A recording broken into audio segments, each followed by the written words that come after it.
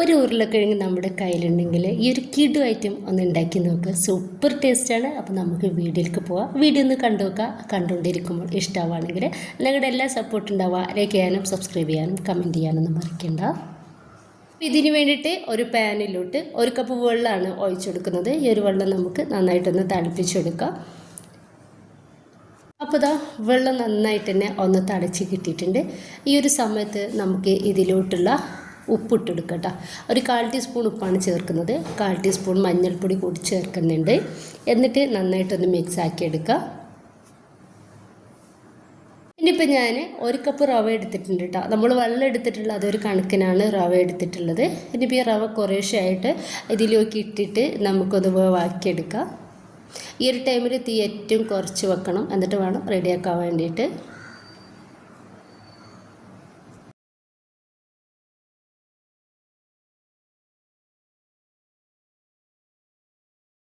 റവ നന്നായിട്ട് വേവായിട്ട് കിട്ടിയ ടൈമിൽ ഞാനിതിലേക്ക് ഒരു ഉരുളക്കിഴങ്ങ് എടുത്തിട്ടുണ്ട്. നന്നായിട്ട് ഉപ്പിട്ടിട്ട് നന്നായിട്ട് വേവിച്ച് ഉടച്ചെടുത്തിട്ടുള്ള ഉരുളക്കിഴങ്ങാണ്. കട്ടകൾ തീരില്ലാത്ത രീതിയിൽ വേണം നമ്മളിതൊന്ന് ഉടച്ചെടുക്കാൻ വേണ്ടിയിട്ട്.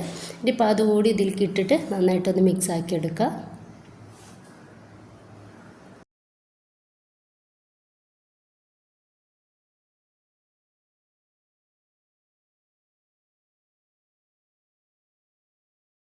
ഇപ്പം ഞാൻ ഇതൊരു പാത്രത്തിലേക്ക് മാറ്റി കൊടുക്കുകയാണ്. ഇനിയിപ്പോൾ ഇതിലോട്ട് 1/2 കപ്പ് കോൺഫ്ലവറാണ് ചേർക്കുന്നത്. അപ്പോൾ കോൺഫ്ലവർ ഇല്ലെങ്കിൽ നമ്മൾ 1/2 കപ്പ് അരിപ്പൊടി ചേർത്ത് കൊടുത്താലും മതി. കോൺഫ്ലവർ ഉണ്ടെങ്കിൽ അതന്നെ എടുക്കുക. നമുക്ക് ഈ ഒരു സ്നാക്സിന് നല്ലൊരു ക്രിസ്പിനെസ് കിട്ടാൻ വേണ്ടിയിട്ടാണ് കോൺഫ്ലവർ ചേർക്കുന്നത്. നമുക്കിനിപ്പോൾ നന്നായിട്ടൊന്ന് കുഴച്ചെടുക്കുക. 1-2 മിനിറ്റ് ഇതുപോലെ ഒന്ന് കുഴച്ച് റെഡിയാക്കി എടുക്കുക. ഇപ്പം ഞാൻ ഇതുപോലെ ഒന്ന് കുറച്ച് റെഡിയാക്കി എടുത്തിട്ടുണ്ട്.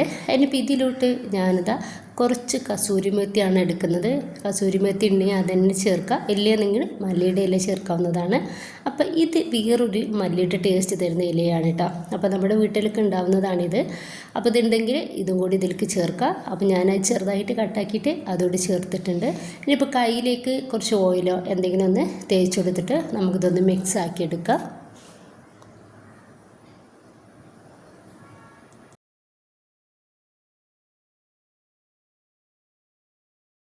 ഇപ്പോൾ അതാ ഞാനിതുപോലെ റെഡിയാക്കി എടുത്തിട്ടുണ്ട്. ഇനിയിപ്പോൾ കൗണ്ടർ ടോപ്പിലേക്ക് കുറച്ച് മൈദ ഇതുപോലെ ഒന്ന് ഇട്ടുകൊടുക്കുക. എന്നിട്ട് അതിലേക്ക് നമുക്കിത് വെച്ച് കൊടുത്തിട്ട് ജസ്റ്റ് കൈ വെച്ചിട്ടൊന്ന് പരത്തിയെടുക്കുക.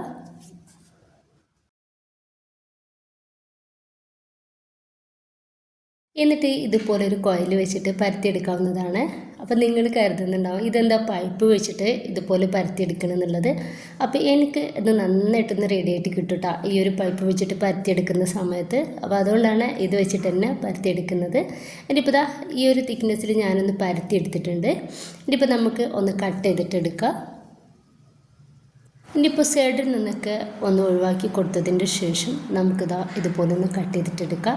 ഈ ഒരു തിക്നെസ്സിലാണ് നമുക്കിത് വേണ്ടത്. ഇതുപോലെ തന്നെ ബാക്കി കൂടി ഒന്ന് കട്ട് ചെയ്തെടുക്കാവുന്നതാണ്.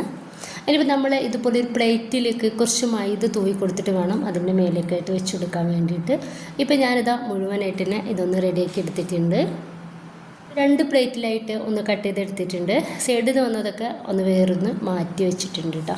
നന്നായിട്ട് ചൂടായിട്ടുള്ള എണ്ണയിലൊക്കെ നമുക്കിതിൽ നിന്ന് ഓരോന്ന് ഇട്ട് കൊടുക്കാം. അപ്പോൾ നമ്മളിത് ഇട്ട് കൊടുക്കുന്ന ഒരു സമയത്ത് ഹൈ ഫ്ലെയിമിൽ വെക്കണം തീ.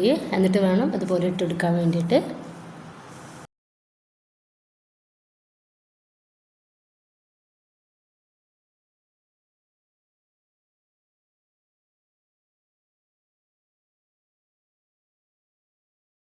ഇനിയിപ്പോൾ നമുക്കിത് നന്നായിട്ട് ഒരു ചെറിയൊരു ചുവപ്പ് കളറാവുന്നത് വരെ ഒന്ന് ഫ്രൈ ആക്കി എടുക്കുക.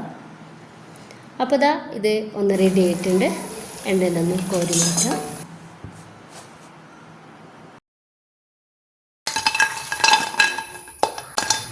അപ്പോൾ ഇതാ മുഴുവനായിട്ട് തന്നെ ഒന്ന് റെഡിയാക്കി എടുത്തിട്ടുണ്ട്.